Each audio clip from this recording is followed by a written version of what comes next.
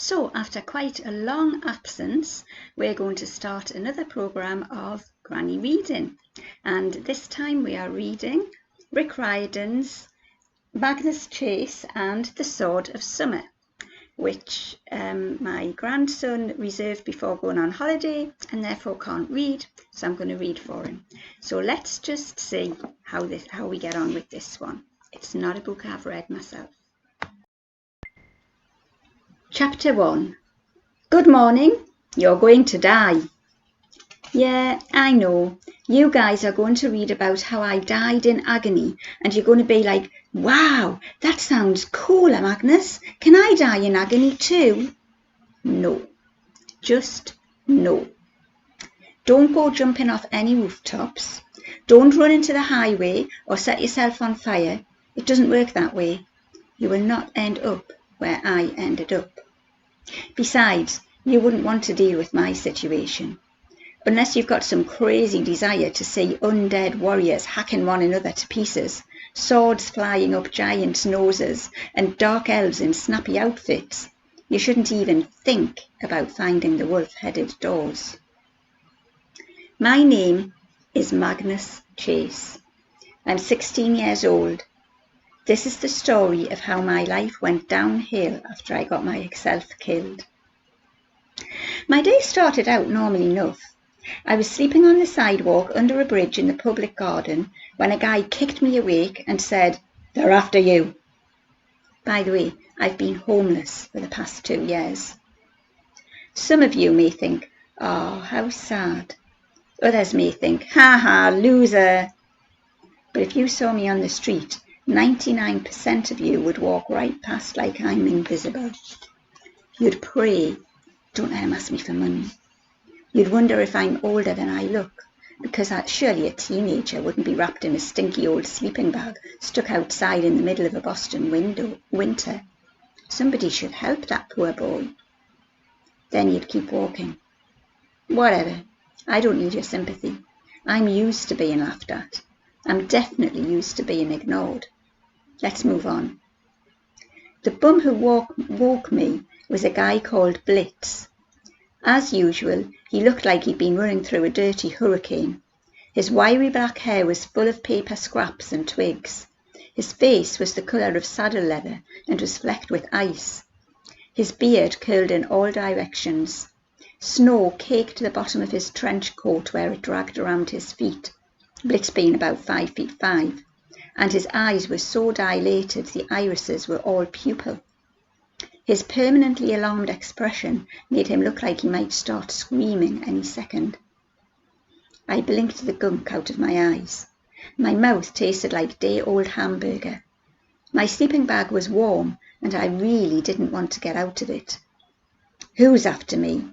"Not sure." Blitz rubbed his nose, which had been broken so many times it zigzagged like a lightning bolt. "They're handing out flyers with your name and picture." I cursed. Random police and park rangers I could deal with. Truant officers, community service volunteers, drunken college kids, addicts looking to roll somebody small and weak, all those would have been as easy to wake up to as pancakes and orange juice. But when somebody knew my name and my face, that was bad. That meant they were targeting me specifically. Maybe the folks at the shelter were mad at me for breaking their stereo. Those Christmas carols had been driving me crazy. Maybe a security camera had caught that last bit of pickpocketing I did in the theatre district. "Hey, I needed money for pizza." Or maybe, unlikely as it seemed, the police were still looking for me, wanting to ask questions about my mom's murder. I packed my stuff, which took about 3 seconds. The sleeping bag rolled up tight and fitted in my backpack with my toothbrush and a change of socks and underwear. Except for the clothes on my back, that's all I owned. With the backpack over my shoulder and the hood of my jacket pulled low, I could blend in with pedestrian traffic pretty well. Boston was full of college kids. Some of them were even more scraggly and younger looking than me. I turned to Blitz. "Where'd you see these people with the flyers?" "Beacon Street. They're coming this way. Middle-aged white guy and a teenage girl, probably his daughter. I frowned. That makes no sense. Who? I don't know, kid, but I gotta go. Blitz squinted at the sunrise, which was turning the skyscraper windows orange. For reasons I'd never quite understood, Blitz hated the daylight. Maybe he was the world's shortest, shoutest, homeless vampire. You should go see Half. He's hanging out in Copley Square. I tried not to feel irritated. The local street people jokingly called Half and Blitz my mum and dad, because one or the other always seemed to be hovering around me. I appreciate it, I said. I'll be fine. Blitz chewed his thumbnail. I don't know, kid. Not today. You gotta be extra careful. Why? He glanced over my shoulder. They're coming. I didn't see anybody. When I turned back, Blitz was gone. I hated it when he did that. Just poof! The guy was like a ninja, a homeless vampire ninja. Now I had no choice. Now I had a choice. Go to Copley Square and hang out with Half, or head towards Beacon Street and try to spot the people who were looking for me. Blitz's description of them made me curious. A middle-aged white guy and a teenage girl searching for me at sunrise on a bitter cold morning. Why? Who were they? I crept along the edge of the pond. Almost nobody took the lower trail under the bridge. I could hug the side of the hill and spot anyone approaching on the higher path without them seeing me. Snow coated the ground. The sky was eye-achingly blue. The bare tree branches looked like they'd been dipped in glass. The wind cut through my layers of clothes, but I didn't mind the cold. My mom used to joke that I was half polar bear. Damn it, Magnus, I chided myself. After 2 years, my memories of her were still a minefield. I'd stumble over one, and instantly my composure would be blown to bits. I tried to focus. The man and the girl were coming this way. The man's sandy hair grew over his collar, not like an intentional style, but like he couldn't be bothered to cut it. His baffled expression reminded me of a substitute teacher's. I knew I was hit by a spitwad, but I had no idea where it came from. His smart shoes were totally wrong for a Boston winter. His socks were different shades of brown. His tie looked like it had been tied while he spun around in total darkness. The girl was definitely his daughter. Her hair was just as thick and wavy, though lighter blonde. She was dressed more sensibly in snow boots, jeans and a parka, with an orange t-shirt peeking out at the neckline. Her expression was more determined, angry. She gripped a sheaf of flyers like they were essays she'd been graded on unfairly. If she was looking for me, I didn't want to be found. She was scary. I didn't recognise her or her dad, but something tugged at the back of my skull, like a magnet trying to pull out a very old memory. Father and daughter stopped where the path forked. They looked around as if just now realising they were standing in the middle of a deserted park at no thank you o'clock in the dead of winter. Unbelievable, said the girl. I want to strangle him. Assuming she meant me, I hunkered down a little more. Her dad sighed. We should probably avoid killing him. He is your uncle. But 2 years? The girl demanded. Dad, how could he not tell us for 2 years?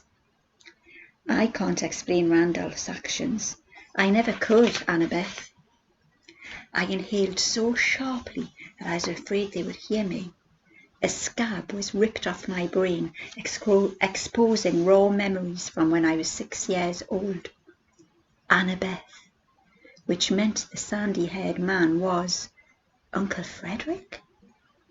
I flashed back to the last family Thanksgiving we'd shared, Annabeth and me hiding in the library at Uncle Randolph's townhouse, playing with dominoes while the adults yelled at each other downstairs.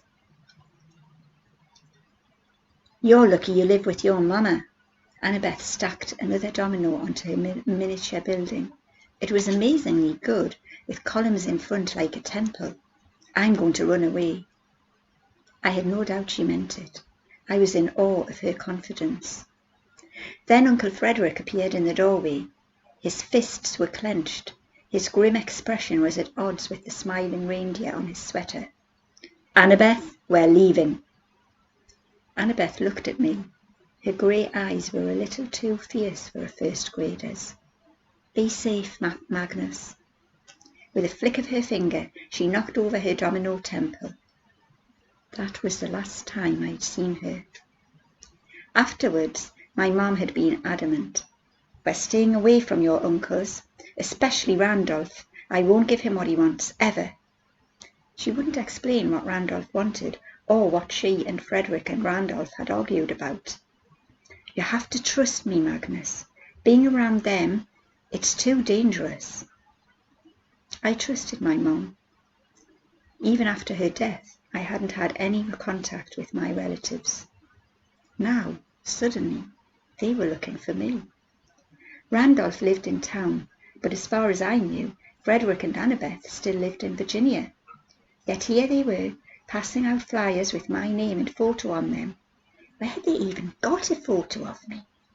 My head buzzed so badly that I missed some of their conversation. "To find Magnus," Uncle Frederick was saying. He checked his smartphone.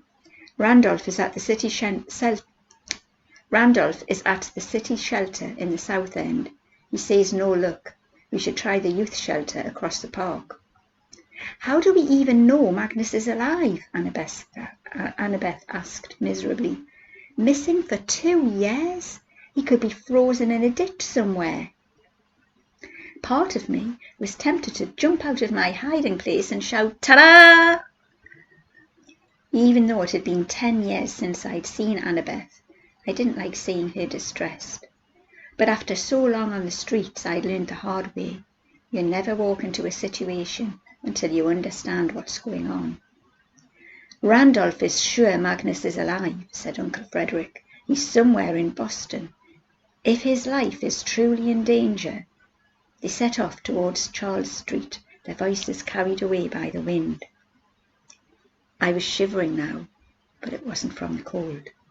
I wanted to run after Frederick, tackle him and demand to hear what was going on.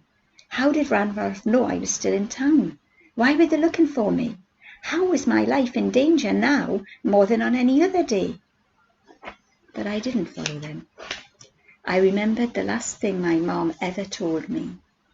I'd been reluctant to use the fire escape, reluctant to leave her, but she'd gripped my arms and made me look at her. "Magnus, run! Hide! Don't trust anyone. I'll find you. Whatever you do, don't go to Randolph for help." Then, before I'd made it out of the window, the door of our apartment had burst into splinters. 2 pairs of glowing blue eyes had emerged from the darkness. I shook off the memory and watched Uncle Frederick and Annabeth walk away, veering east towards the common. Uncle Randolph. For some reason, he'd contacted Frederick and Annabeth. He'd got them to Boston. All this time, Frederick and Annabeth hadn't known that my mom was dead and I was missing. It seemed impossible, but if it were true, why would Randolph tell them about it now? Without confronting him directly, I could think of only one way to get answers. His townhouse was in Back Bay, an easy walk from here. According to Frederick, Randolph wasn't home. He was somewhere in the South End looking for me. Since nothing started a day better than a little breaking and entering, I decided to pay his place a visit.